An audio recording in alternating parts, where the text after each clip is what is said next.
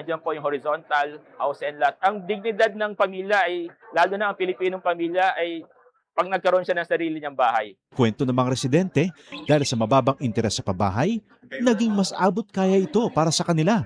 Ibinaba kasi ng gobyerno sa 1 to 3% ang subsidized interest rate para sa mga kwalipikadong benepisyaryo ng socialized housing project, aninsunod pa rin sa utos ng Pangulo. Yung mga kulang na bahay ay kagawa natin ng paraan upang lahat ng nangangailangan ng pabahay ay gagawin natin. Sa buong bansa, tuloy-tuloy ang trabaho. Isa-isang inaayos sa mga bagay na magpapagaan sa buhay ng mga Pilipino. Kasama na rito ang disente at sariling tirahan na hindi lang pangarap, kundi tahanang nabubuksan para sa bawat Pilipino. Ito ang Presidential Broadcast Service. Radyo Pilipinas. Radyo Publiko Ng bagong Pilipinas para sa bagong Pilipino. Naghahatid ng mahahalagang balita at impormasyon na guugnay ng pamahalaan sa sambayanan. Tulay sa himpapawid ng serbisyo publiko. Radyo Pilipinas. Radyo Publiko. Ang boses ng Pangulo. Sa Mega Manila, 738. Radyo Pilipinas. Radyo Publiko.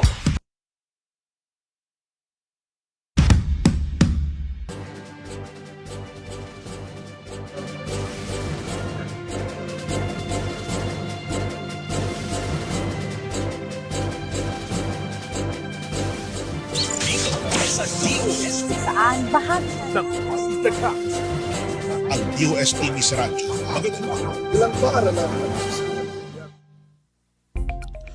Magandang agam, Luzon, Visayas at Mindanao. Ako inyong kapatid sa Himpapawid, Onin Miranda. Narito na ang programa maghatid ng mga balita at impormasyon tungkol sa siyensya, teknolohiya at inobasyon. Kokonekta sa bawat Pilipino sa mga sulok ng mundo dala ang mga programa at proyekto ng Department of Science and Technology. Ito ang Radyo Siyensya sa DOST. Konektado ka. Bago tayo magpatuloy, nais po naming batiin ng ating DOST Secretary, Dr. Renato Yusurdun Jr. for being named as 2026 UPAA Lifetime Distinguished Alumni Awardee by the University of the Philippines Alumni Associations. Congratulations po sa kanya. At ito naman ay isang patunay sa inyong panguna, ang agam ay ramdam sa ating bansa. At para lahat tayo makakunik, oras na para ating alamin ang mga naging kaganapan sa DOST sa lingkunidaan na pinangunahan po ng SNT Authority ng bansa. DOST Secretary Renato Yusurdun Jr. Noong Lunes po, pinangunahan ni Pangulong Ferdinand Marcos Jr. ang isang meeting tungkol sa epekto ng habagat at ng Bagyong Luis at Maymay. Nagbigay naman po si Secretary Solidum ng updates at situational reports mula sa Department of Science and Technology, partikular sa mga hakbang na ahensya para makatulong sa paghanda at pagtugon sa mga epekto ng kalamidad. Dumalo rin si Secretary Solidum sa 2026 Lunduyan, isang scientific forum and technology summit na inorganisa ng DOST Technology Application and Promotion Institute o DOST TAPI. Idinaos ito noong Agosto 10 sa Hilton Manila sa Pasay City kung saan nagtipon ang mga eksperto, innovators, researchers at iba't ibang stakeholders para talakayin ang mga oportunidad at hamon sa science, technology at innovation. Samantala, isinagawa rin po noong August 10 ang ceremonial signing ng amended Memorandum of Agreement sa pagitan ng DOST Philippine Science High School System at Basis Conversion and Development Authority o BCDA. Layunin nitong palakasin ang kanilang partnership para sa pagkumpleto at operationalization ng PSHS Training Center sa New Clark City, isang mahalagang hakbang para higit pa mapamunlad ang science education at training ng ating pong mga kabataan. Noong Martes po, dumalo naman si Secretary Solidum sa pagbubukas ng 13th annual meeting of the ASEAN Network of Regulatory Bodies on Atomic Energy or ASEAN-TOM sa Diamond Hotel Manila. Dito, muling pinagtibay ng Pilipinas ang commitment nito sa mabayapang paggamit ng nuclear science, regional cooperation, at matatag na regulatory systems na nagpaprotekta sa ating mga mamamayan at sa kapaligiran. Mula Maynila naman po nagtungo naman si Secretary Solidum sa Los Baños, Laguna para sa 3rd Agri-Aqua Innovation Pitch Fest Fellowship. Tampok dito ang mga makabagong ideya at teknolohiyang maaring makatulong sa pagpapalakas ng ating agriculture and fisheries sector at sa pagdadala ng research and innovation mula laboratorio patungo sa aktwal na kabuhayan. Miyerkules naman po naging bahagi si Secretary Solidum ng selebrasyon ng Regional Science, Technology and Innovation Week sa Zamboanga Peninsula. Dito muling binigyan diin ng papel ng science, technology and innovation sa pagtugon sa mga pangangailangan ng reyon mula sa agriculture at livelihood hanggang sa disaster resilience, education at environmental protection. At sa Dapitan City, pinangunahan po ni Secretary Solidum ang groundbreaking ceremony para sa 3D printed monument ni Dr. Jose Rizal. Layunin po ng Dapitan City na makamit ang Guinness World Record para sa tallest Rizal Monument. Ngunit higit sa paglatala ng isang world record, ang proyekto po ay isang halimbawa kung paano maaaring gamitin ang makabagong teknolohiya. Sa pagkakataon ito, 3D printing para bigyang buhay ang kasaysayan at ipakita ang ating kakayahang Pilipino sa innovation. Narito na ang iba pang napapanahong balitagan. Ito ang DOST Report.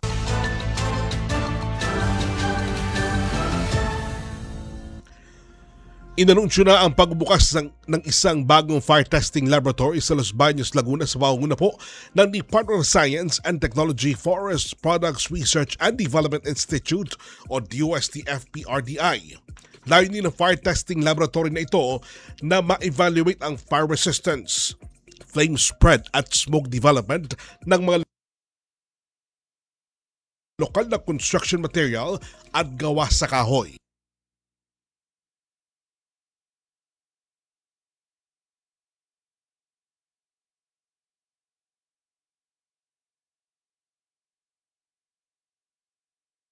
Ding dong! Uy, may safety tips for you. Pwedeng para sa lindol, pero pwede rin pang love life mo. Number 1, iwasan maglagay ng mga babasagin sa mataas na lugar para iwas ma-fall kapag may malakas na lindol. Number 2, make sure na alam ng lahat ang emergency exit para makalabas agad pag ayaw mo na. Kapag tapos na ang lindol. And number 3, speaking of exit, recognized testing equipment tulad ng indicative fire resistance test furnace at Steiner Tunnel and Innovation Week sa Zamboanga Peninsula. Iba't ibang makabagong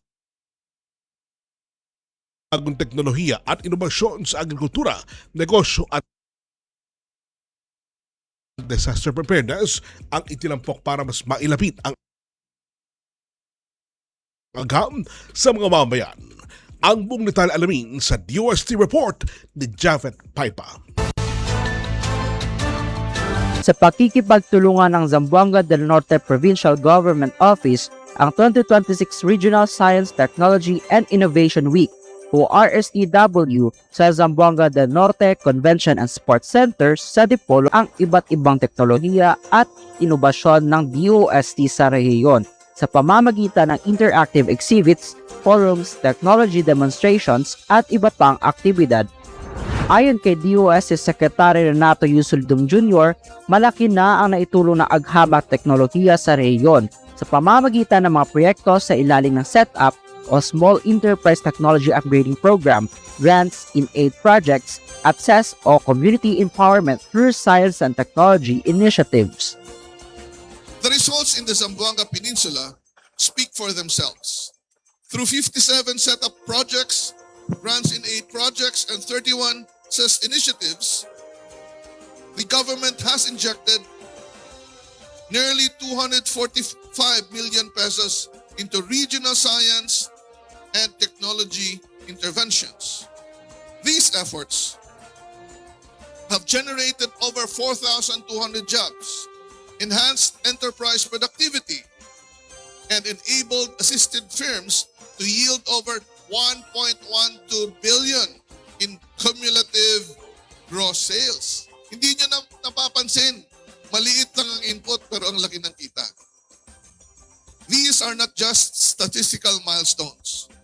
They are concrete evidence that science works, innovation creates opportunity, and local partnerships transform communities.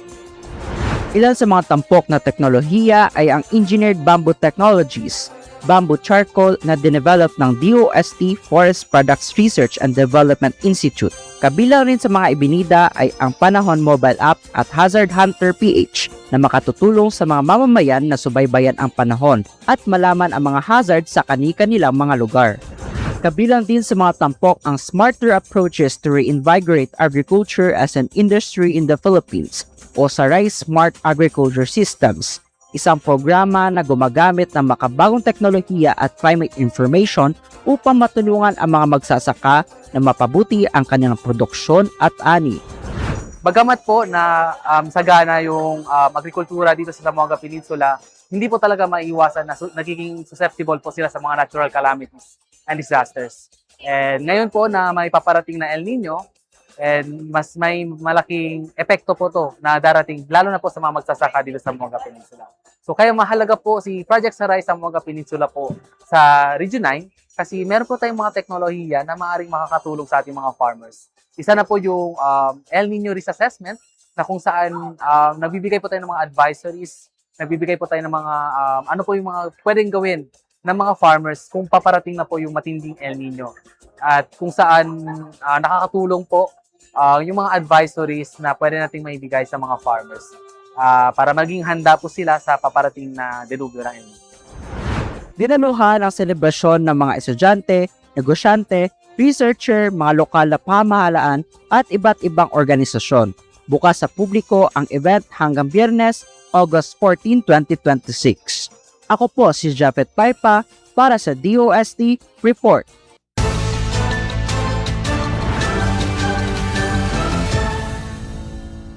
Maraming salamat, Javed Paipa. Mga kakunek, gusto mo bang manalo ng 500 peso GCash? Sumali na po sa ating hashtag Aghamuba Trivia Contest habang nanonood ng live broadcast dito lang sa Radyo Pilipinas. At para manalo na rin ating mechanics. Number 1, manood at makinig sa live stream ng Radyo Siyensya dito lang sa Radyo Pilipinas official Facebook page. Pangalawa, pakinggan mabuti ang hashtag Aghamuba Trivia Question na ibabahagi namin sa pagitan ng ating programa. Pangatlo, i-type ang inyong sagot sa comment section gamit ang format na hashtag DOSTV kasunod ng inyong sagot. Halimbawa, hashtag DOSTV Panahon. Pangapat, bilang ikasampung taon na ng DOST, ang pang-sampung viewer na mag-comment ang tamang sagot ang mag-uuwi ng papremyo. Pero dapat ikaw ay nakapag-share ng ating live program. At panglima, para malaman ang winner, panoorin ang live stream hanggang dulo para malaman kung ikaw ang nagawagi. At pang-anim, magdirektang mensahe sa DOSTV Facebook page, kalakip ang iyong pangalan, screenshot ng comment, GCash number at date kung kailan nanalo para maklaim ang inyong premyo. Kaya naman, makinig mabuti at tumutok lang. Narito ng ating Aghamuba Trivia Question for the Week.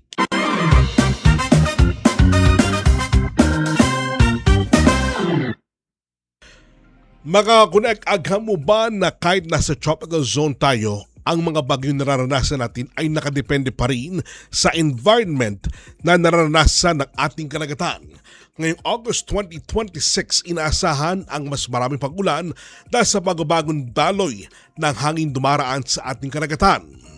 Ang tanong, mga kakunek, hashtag Aghamuba ang tawag sa mainit at mahalumigmig na hangin na nagmumula sa timog kanlura na nagdadala ng malalakas na ulan sa bansa tuwing tag-init at tag-ulan.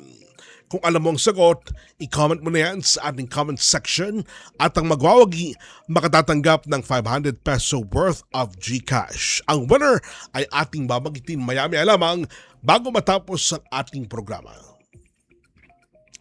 Samantala, patuloy lang po kayo makikonnect sa amin. Maaari kayong mag-comment ng inyong reaksyon, suwestyon o tanong sa ating Facebook Live sa Radyo Pilipinas at DOSTV Facebook page.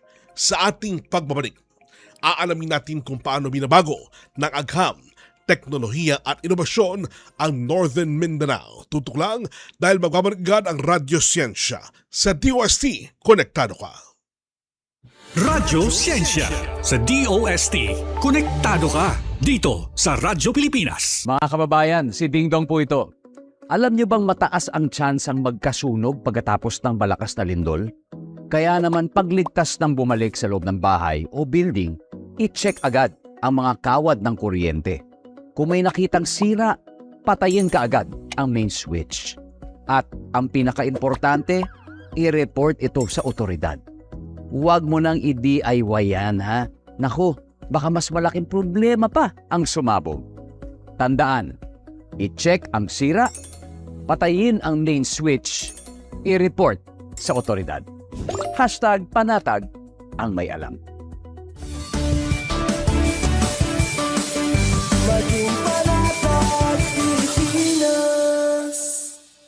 Radyo Pilipinas is on Viber. Viber.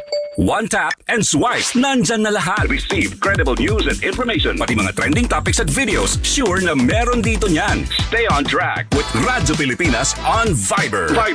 Pick up real news. Catch the latest and biggest stories. Search Radyo Pilipinas on Viber and hop in to our community. Radyo Siyensya sa DOST. Konektado ka dito sa Radyo Pilipinas. Nagbabalik po ang Radyo Siyensya. Bago tayo magpatuloy, nais ko lamang batiin ang ating mga ka-DOST Verkada na nakikinig at nakikisa sa atin ngayon sa ating comment sections. Binabati po namin si Japet Paipa, Mike Yanga, Julius Valiesa, Res RB at Mariel Along. Samantala mga connect, ito na ang ating kwentong SNT.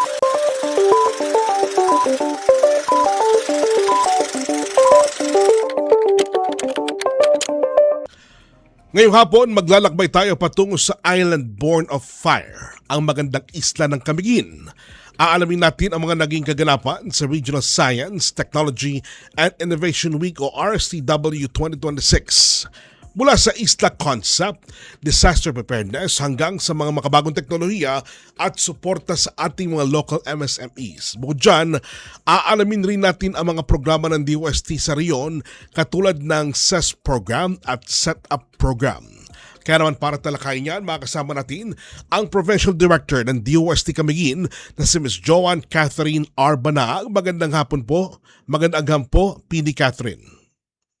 Magandang hapon po, Sir Onyx, at sa lahat po ng mga tagapakinig po ng Radyo Siyensya. Pinikat, nag-uulan po ba sa inyo? Hindi po. Ayun. Ngayon po is napakainit po. Naku, sana maranasan din namin yung init ng panahon kasi talagang sunod-sunod ang mga pag-ulan na naranasan natin ngayon dahil sa habagat at iba pang sama ng panahon.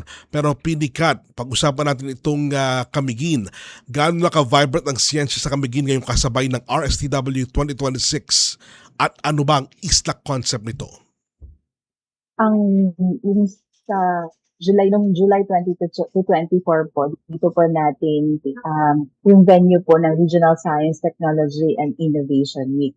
Yung concept po ng isla, tinawag po namin itong Innovations for Sustainable and Livable Archipelago. Napakaangko po nito sa Camiguin dahil tayo mismo ay isang island province at mayroon tayong unique na mga challenges sa disaster resilience in terms of logistics and food security. We also have challenges in terms of environmental sustainability, energy, livelihood, and access po to technology. Kaya gusto po namin ipakita through this activity po, ang pagiging isla ay hindi hadlang sa innovation. Sa halip, maaari itong maging testing ground or isang ang laboratory po para sa mga science and technology solutions na maaring i-adapt sa iba pang island and geographically isolated communities. Masasabi po namin na talagang mas naging vibrant po ang science, technology, and innovation dito sa Kamitin. Hindi lamang natin nakikita yung mga participants po namin dito sa RSTW is hindi, parang na-realize po nila na yung science is hindi lang nila nakikita sa laboratory Tama. or sa mga research institutions. Nakikita nila yung mga technologies na that do help po sa mga agriculture, sa mga fisheries, food processing, disaster preparedness po, at saka yung mga sa turismo po at livelihood po dito sa isla. Ma'am, kasabay po ng RSTW yung unveiling ng Mount Hibok-Hibok commemorative marker para sa makasaysayang pagputok po ng Mount Hibok-Hibok. Paano ba natin ginamit na kasaysayang ito para palakasin, ma'am, yung science-backed disaster monitoring at preparedness sa isla? Para sa atin po dito sa DOST, napakahalaga po ng pagkakataong ito dahil sa pag-alala sa kasaysayan ng Mount Hibok-Hibok ay hindi lamang pagunita sa nakaraan. It is also an opportunity po to prepare for the future through science. Kaya isinabay po natin sa Regional Science and Technology and Innovation Week ang Secretary's Lecture, yung Echoes of the Past and Signals of the Future, kung saan mismo po ang ating DOST Secretary, si Secretary Renato Solidum Jr., kasama ang ating DOST PHIVOX po na si Ma'am Maria Antonia Bornas. Nagbahagi po sila ng mga scientific updates tungkol sa Mount Hibok-Hibok. So napakahalaga po nito dahil ang ating mga barangay captains at mga local DRRM officials po ang nasa front line ng disaster preparedness and response. Kailangan nilang magkaroon ng tama at napapanahong impormasyon tungkol sa volcanic hazards, monitoring technologies, early warning, and preparedness measures. So nagpapasalamat po kami sa presensya po ni Secretary Solidum at ni Ma'am Bornas po kasi nagkaroon talaga ng direct transfer of scientific knowledge mula sa ating DOST and PHIVOX expert patungo sa ating local leaders. Kaya ang mensahe po namin dun sa nakuha ko po during sa lecture ay hindi dapat katakutan ang ating volcanic heritage. Pero dapat po natin ito respetuhin at paghandaan gamit ang siyensya. Ang commemorative marker po naman ay nagsibing paalala ng mga aral ng nakaraan, habang ang science and technology naman po ang nagbibigay sa atin ng signals and tools po for the future. Sa huli, ang layunin po natin ay science-based decision-making and risk-informed preparedness upang mas maprotektahan po ang buhay at mapalakas ang resilience ng bawat barangay at bawat pamilya po dito sa isla ng Camiguin. Tama po yun, ma'am. At talagang ang mga barangay officials po natin ang talagang tinuturing ng mga frontliners, di ba? Pagdating sa mga ganyang mga inaasahan o di inaasahang paggalaw or paggalaw ng Mount Hibok-Hibok. Ano po? Yes po, tama po. Apo. Sila po yung magdadala ng mga tama pong impormasyon para po sa kanilang mga local communities. Tama po, ma'am. Isa doon sa mga star innovations po sa RSTW, yung Smart Mobile Kitchen at MOCOV. Paano ba makatutulong yung mga makabagong teknolohiyang ito sa oras ng sakuna sa Camiguin at sa buong Region 10? Kapag may disaster po, dalawa po sa mga napakahalaga po talaga ay yung communication, coordination, at saka yung food security. So ang Smart Mobile Kitchen po ay isang technology-based solution para sa emergency food security. Dahil sa panahon po ng evacuation or kapag disrupted po ang normal food supply, maaari itong gamitin upang makapaghanda ng malaking volume ng safe, nutritious, at quality meals na mas mabilis at organized na paraan. Para po sa isang island province po tulad ng Camiguin, napakahalaga po nito dahil maaaring maapektuhan ang transportation at regular supply chains kapag may typhoon, may earthquake, volcanic activity, or iba pang pong emergency. Samantala po yung MOCOV or yung Mobile Command and Control Vehicle ay isang platform po para sa communication, monitoring, coordination, and disaster response. So ito po yung one of the technologies po na masasabi po namin maipagmamalaki po namin dito sa isla. Dahil ito po ang nagsisilbing yung mga innovations na po ito ay maaring maging model po para sa ating mga ibang local government units at geographically isolated communities sa buong Northern Mindanao. Kaya ang ginagawa po namin ay gumamit po tayo ng siyensya, teknolohiya at inobasyon para po mas strengthen pa po natin yung disaster resilience mula po sa preparedness, response hanggang po sa recovery gamit po itong mga technologies na ito. Alright. Ma'am, lipat tayo sa turismo. Kilala po ang Camiguin sa turismo at mga lokal na pagkain. Naalala ko po yung mangga. Sa inyo po galing yun, di ho ba? Yung pinakamasarap at matamis na mangga dito po sa ating bansa. Hindi po yun mangga, sa Guimaras po yun. Sa Guimaras amin ba po yun? Lanzones. Yes, Lanzones. po, Tama Lanzones naman, po. tama. Lanzones nga, naalala ko. Paano Yes, ba po. mga partikular ang tumutulong ang DOST sa mga micro, small, and medium enterprises or MSMEs sa isla sa pamamagitan po ng setup? Yes po. Yung napakalaki po yung potential po ng Camiguin ng mga MSMEs po nandito dahil meron tayong mga unique na local products, meron po tayong agricultural products, may cacao pa tayo, processed food, mga delicacies at iba pong produkto na may potential na makapasok po sa mas malaking market. So sa pamamagitan po ng Small Enterprise Technology Upgrading Program, itinatawag po natin setup, tinutulungan po natin ang mga MSMEs na maging more productive, mas competitive pa, efficient and compliant po sa quality and safety requirements. At ang setup po ay hindi lamang tungkol sa equipment, yung magbibigay lang po tayo ng equipment. Ang approach po natin dito is technology upgrading with technical assistance and of course capability building. Halimbawa po nito yung next po natin na kasama po na guest po natin dito sa ating Radyo Sensya, yung pagbisita po, kasi kasali po ito sa itinerary po na binisitahan po ni Secretary Silidong Yusek Sancho Maborang What Asset Method yung sa RSTW, itong Granel Meat Shop. So isa po ang Granel Meat Shop, isa po siya ang set-up beneficiary. So nakita natin mismo kung paano po nakatulong ang DOST intervention in terms po sa actual operation ng isang local na enterprise, particularly po into improving the production capability at competitiveness. So mahalaga po para sa amin na makita hindi lamang na equipment po ang ating ma-provide, kundi ang technology adoption and resulting improvements ng ating mga enterprises. Alright. Kaya sa setup, tinitingnan natin ang buong production process, equipment, yung process improvement, product development, quality improvement, food safety, packaging and labeling at iba pang technical requirements. So ang gusto po talaga natin sa programang ito ay ma-increase po ang productivity, ma-improve po ang product quality, ma-reduce po yung mga production losses, better compliance po and expanded market opportunities para yung mga produkto po na may lalabas po natin dito sa isla is really market ready and competitive po. Alright. Malaking hamon, ma'am, sa mga isla yung logistics at shelf life. Paano ba, ma'am, tinutulungan ng DOST Camiguin yung mga producers po natin pagdating po sa packaging, labeling at food safety para makapangkat sa mas malaking merkado? Totoo po na malaking challenge po ito para sa isang island-based na enterprise. May additional transportation time, yung mga additional costs. Kaya mahalaga po talaga yung proper product development, food safety, packaging, at process control po. So dito po yung pumapasok po yung assistance ng DOST. So hindi lamang tayo nagbibigay ng equipment, dito po pumapasok yung programa po natin sa consultancy and training para matulungan po ang ating mga MSMEs na ma-improve ang ating mga production systems and product quality. So kabilang po dito ang pagbibigay po natin ng training on food safety and current food manufacturing practices.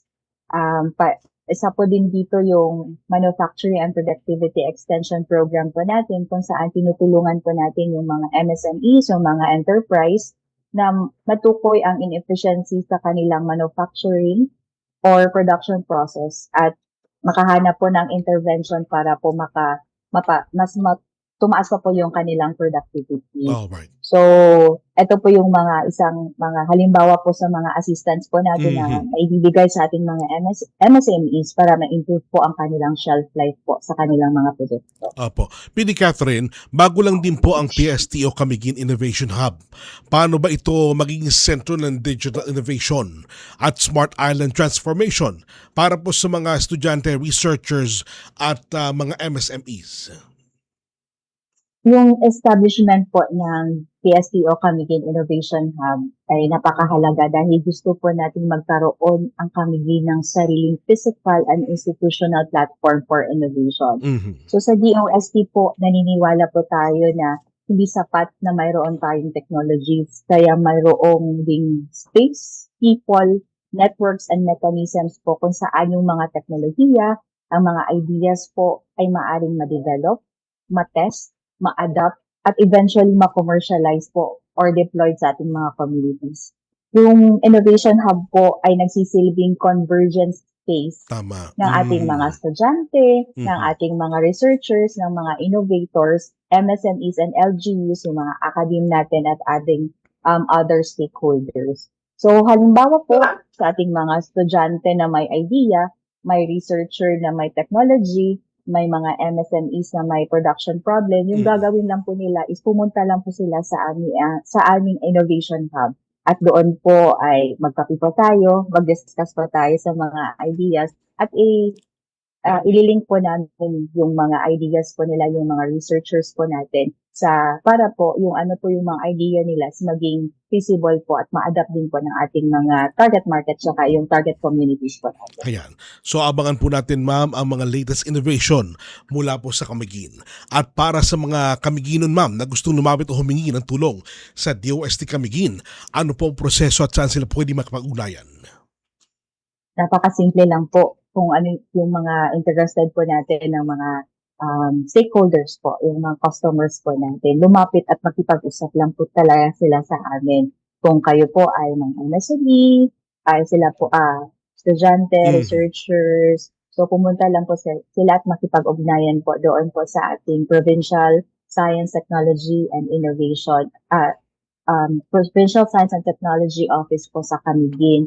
So, doon po tayong mag-discuss through our Innovation Hub po kung ano po yung mga ideas nila. Then also po, they can also reach us through our Facebook page and as well as our contact numbers po at saka details na nakapost po doon sa aming Facebook. Alright. Maraming salamat po, Ms. Joanne Catherine Banaag, ang Provincial Director ng DOST Camiguin. Salamat po. Maraming salamat, ma'am. Samantala mga kunek, narito muli ang ating Agamo Ba question for the week. Agamo ba ang tawag sa mainit at mahalumigbig na hangin na nagmumula sa timog kanluran na nagdadala ng malalakas na ulan sa bansa tuwing tag-init at tag-ulan? Kung alam mong sagot, i-comment mo na yan sa ating comment section at ang magwawagi makatatanggap ng 500 peso worth of GCash. Sa ating pong pagbabalik, kilalanin naman natin ang isang DOST project beneficiary na isa ng kilalang processed meat brand ngayon. Tutok lang magbabalik agad ang Radyo Siyensya sa DOST. Konektado ka. Sa DOST, konektado ka dito sa Radyo Pilipinas. Discover, learn, and grow. Alamin ang mga alok na serbisyo mula sa gobyerno. Radyo Siyensya dito sa Radyo Pilipinas. This is a public service announcement. Discipline is the key. Umiwas sa aksidente sa daan. Ang pagmamaneho ay may kaakibat na responsibilidad, hindi basta mapaandar lang ang sasakyan. Kilatisin ang sarili, ang kahandaan sa manibela, siguruhing inyong konsentrasyon ay hindi magagambala. Importante rin na ating laging isipin, init ng ulo ay huwag pairalin, bagkus kaligtasan ng lahat ang siyang dapat unahin. Isang mahalagang paalala mula sa Presidential Broadcast Service at Radyo Pilipinas, Radyo Publiko 738. This is a public service announcement. Public service announcement from PBS, Presidential Broadcast Service at Radyo Pilipinas, Radyo Publiko 738. Radyo Siyensya sa DOST. Konektado ka dito sa Radyo Pilipinas. Nagbabalik po ang Radyo Siyensya sa DOST. Konektado ka sa ating kwentong tagumpay ngayong hapon. Bibisita tayo sa Mambadyao, Camiguin para kilalanin ng isang lokal na negosyong patunay ng diskarte at sipag ng Pinoy, ang Granel's Meat Shop. Mula po sa pagproseso ng mga meat cuts para gawing longganisa at chicharon hanggang sa paglago nito sa tulong ng DOST Setup Program. Kaya naman makasama natin ang owner ng Granel's Meat Shop, Mr. Nelfer Katakutan. Magandang agam, Sir Nelfer. Magandang hapon po, Sir Onel. Apo, para po sa dagdag kaalaman ng ating mga tagapakinig, ano po ba itong Granel's Meat Shop sa Mambadyao, Camiguin at paano ba ito nagsimula? Well, ang Granel's Meat Shop, isa itong lokal na negosyo na nagbibinta ng karne. Karne ng baboy, manok, baka. At ito nagsimula noong 1997. Kilala din kami bilang tagagawa ng pork longganisa, chorizo at chicharon dito sa isla. Under sa ilalim ng aming sariling brand na Granel's. Ang aming panatay, simple lang po. Abot kayang presyo, nagawa sa Camiguin. No? Walang extender. No? 100% purong karne. Naku, masarap po yan. Ano po ang nag-push sa inyo na gawin longganisa, chorizo at chicharon, yung mga unsold or leftover cuts ng karne? At bukod dyan, ano pa yung iba nyo pang mga produkto? Well, ang Granel's Meat Shop nagsimula noong 1999. Nagtinda ng nagsimula kami ng dalawang tray na manok muna, no? Hanggang sa puhunan namin ni 7,000 lang, no? 7,000, sir? Yes, 7,000. No?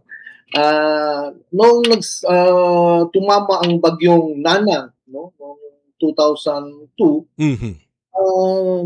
nag-isip kami ng misis ko na ano pa ba ang pwede nating pasukin, no, sa merkado, sa palengke. So, yun, nag-diversify kami, pumasok kami sa karne ng baboy, no? Yun, tuloy-tuloy na yun kasi nung tumama ang halos walang nagtinda ng isda, walang kakain ng isda. Apo. So, talaga nag-boom talaga yung karne, no? So, nung panahon na yun, halos sa isang buwan kumakatay kami ng 200 na baboy, no? Sa isang buwan, no, 2007, no? Sa isang buwan, sir? Yeah, sa isang buwan. Then, yun na nga, dahil marami ng karne, expected talaga may mga leftover, no? May mga leftover tayo. Tama po. So, yun, doon na rin naisip namin ng asawa ko na pwede natin pasukin yung i-process natin, no? Yung mga cuts na meat, process natin yon, gawin natin yon. Yun na ang chorizo, longganisa, tsaka chicharon, no? Naging paraan din para may bagong produkto kami, no? May bigay dito sa Camiguin. Tama po yun, sir. At talagang nakita natin yung gawang longganisa, chorizo at chicharon. Meron din hubang hotdog doon? Parang may nakita akong hotdog sa larawan po na ibinapakita po. Yes, may hotdog din. May hotdog din, ayan. Sir, paano niyo naman po nalaman ang tungkol sa DOST Small Enterprise Technology Upgrading Program or yung setup ng DOST? Well, ang DOST talaga tumutulong sa mga MSME, no? Sa pamamagitan po ng patuloy na abot kamay na serbisyo ng DOST, PSTO, Camiguin, sa mga MSME, nag-guide po kami, no? Nag-guide po kami hanggang sa aming Small Enterprise Technology Upgrading Program, no? O setup. Nag-apply kami noong 2024. Nang panahon yun, ang pangunahing pangangailangan namin ay makinarya. Makinarya talaga dahil manual pa, yung manual pa ang pag-process natin, paggiling, no, hanggang pagtali ng mga longganisa. So mabagal talaga ang proseso. So yun, nang dumating sila, binigyan kami ng mga makinarya. So noong panahon yun, limitado lang ang aming production, at siguro 75% pa lang kami na ibigay sa demand sa Camiguin. Alright. Naku. Ano mga makinarya naman, sir, o gamitan ng facility improvements po ang ginagawa sa tulong po ng DOST? Ang mga makinarya na nakuha namin sa DOST, itong meatball cutter, no? Cutter yung sa mga meat, pag-cut sa mga meat, then mechanical dryer para sa chicharon. Meat and bone cutter, sausage tying machine, no? Sa mano-mano lang, no? Manual lang ang pagtali, may tying machine na tayo. Cooling, may mga table meat preparation, mixing and cooling tables, no? So ito, malaking tulong ito. Dati maabot ng 8 oras ang proseso sa ng longganisa at chorizo. Ngayon 4 na hanggang 5 oras na lang, no? Kasi mechanized na nga. Pati yung chicharon, mula 24 hanggang 25 na oras kasi sun-dry mo ito. Ngayon may mechanical dryer na. So mas madali. So siguro aabot lang ng 8 oras. No? Alright, nako, talagang napakasarap po ng ginagawa po ninyong produkto mula po sa mga karne ng baboy, bakit iba pa. At mula po sa 30 kilo ng raw materials kada araw, umabot po kayo sa may 200 kilos. Ano po? At nag-import na rin kayo na mula sa ibang bansa. Paano nyo ba, sir, minamanage o na-manage ang mabilis na paglaki ng demand po sa buong Camiguin? Yes, sa simula, yun nga, from dito lang tayo sa mga leftover. Hanggang may mga demands na. Buong Camiguin. So, yun nga, from 30 kilos, ngayon, process na tayong ng 200 kilos a day. 200 kilos a day. And in order to do that, hindi naman pwede nating source out lahat ng mga karne dito sa locally. So, sinorse out source out tayo ng supply, no? Sa pamamagitan ng partnership natin sa isang supplier na certified ng NMIS na kaning baboy sa labas, no? Bukod pa sa local na racer dito sa Camiguin, ito ang nagbibigay kami ng stable, ligtas na supply, no? Lalo na noong nagkaroon ng ASF, no? Dito no? Kasabay sa bagong makinarya para mabilis at mas malaki ang aming makakayang iproseso araw-araw. Alright. Sir, nasa phase 2 na po kayo ng setup kung saan po nagpoproseso na kayo ng FDA license to operate at product certification. Bakit ba mahalaga ang hakbang ito para sa inyong plano na mag-expand sa Misamis Oriental, Cagayan de Oro at maging sa international market po? Yes, napakahalaga po ng FDA license, no? Malaki po ang may tutulong sa mga bagong gamitan natin. Ang kalidad, stainless na mga table cutter, ibabawas sa direktang paghawak ng kamay, kaya sa malinis. Tama po. Ang mechanical dehydrator naman ay controlled na temperature timer pa. Kaya pari-pariho na ang texture, no? At tagal ng pagkatuyo sa mga para pang chicharon, no? May mga vacuum seal. Now, napakahalaga po ng FDA license natin to operate dahil ito ang magpapatunay na ligtas at di kalidad, no? Ang aming mga produkto sa aming bansang pamantayan. Kailangan po namin ito bago kami makapag-distribute ng lehitimo sa labas ng Camiguin tulad ng Misamis Oriental, Cagayan de Oro, at ito rin ang magiging pundasyon namin kung sakaling mag-explore kami ng international market. Tama po. No? balang araw dahil ang sertifikasyon ng ang magbibigay ng tiwala ng mga consumer at negosyanteng katutuwang. Tama po, sir. Bukod po sa pagbilis, sir, ng produksyon, paano man nakatulong ang DOST S&T interventions sa pagpapanatili po ng lasa, shelf life ng inyong mga processed meat products?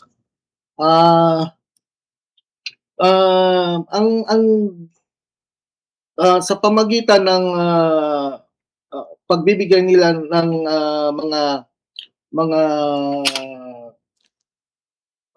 makinarya sa pag-guide nila sa amin, yung mga produkto namin na nasa ayos na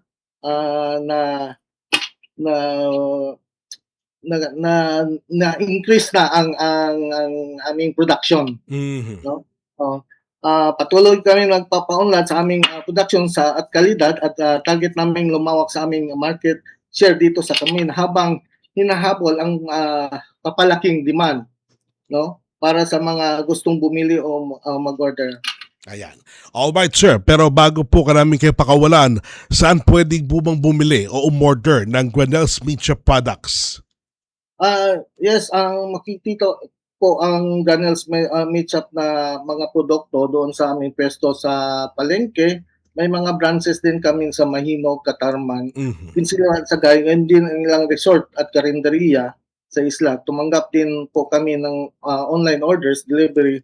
Maaari po kaming tawagan o i-message sa aming social media page para sa mga katanong at reservasyon. Alright. Sir Nerfer, maraming salamat po sa oras na ipinagkalob niyo po sa amin.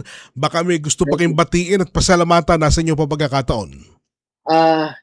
Una sa lahat, salamat sa DST sa kanilang programa at kami natulungan sa aming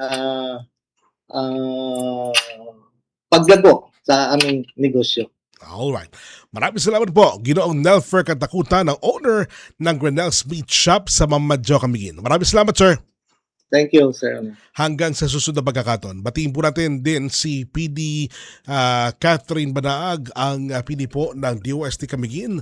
At kamustahin naman natin ang ating mga online viewers. Nais naming batiin ang ating mga taga-subaybay na nakikisa sa ating ngayon sa ating comment sections. Binabati namin si Geneva Joy Fantilanan, Dungan Diosa, Maria Femagat, Kitagan, JD Espino, Marcelino Magad Jr. at Mary Ann Tehol. Maraming salamat po sa inyong patuloy na pagsubaybay. Samantala, bago tayo magtapos, ating alamin ang nagwagi sa ating hashtag Aghamuba Trivia Question of the Week. Ang tanong, mga kakonek, hashtag Aghamuba ang tawag sa mainit at mahalumigmig na hangin na nagmumula sa timog kanluran na nagdadala ng malalakas na ulan sa bansa tuwing tag-init at tag-ulan. Ang tamang sagot po ay hashtag DOSTV Habagat o Southwest Monsoon. Congratulations to Joem Nieves. Maraming salamat, Joem. Magdirekta lang ng mensahe sa DOSTV Facebook page, kalakap ba yung pangalan, screenshot ng comment, GCash number at day kung kailan mananalo para maklaim ang iyong premyo. Samantala, oras na para atin namang alamin kung ano pa ang magiging kaganapan ng ating kalihim sa mga susunod na araw straight from the S&T Authority ng bansa, DOST Secretary Renato Yuslodum Jr. Sa susunod na linggo po ang Regional Science, Technology and Innovation Week ng Mimaropa at Bicol Region.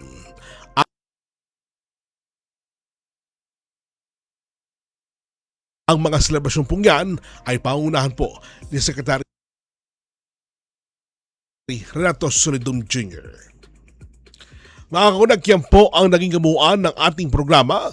Muli niyo po kami samahan sa susunod na Biyernes, alas 3 hanggang alas 4 ng hapon dito sa Radyo Channels 45 to 49 at mapakinggan pa rin sa 104.3 FM. Mapanood niyo po kami sa live streaming sa Radyo Pilipinas at DOSTV social media pages. Muli, ako po inyong kapatid sa Imbabuid, Onin Miranda. Mula pa sa Department of Science and Technology para sa Gandaradam, ito ang Radyo Siyensya sa DOST. Konektado ka. One DOST for you, delivering science for the people, solutions and opportunities for all.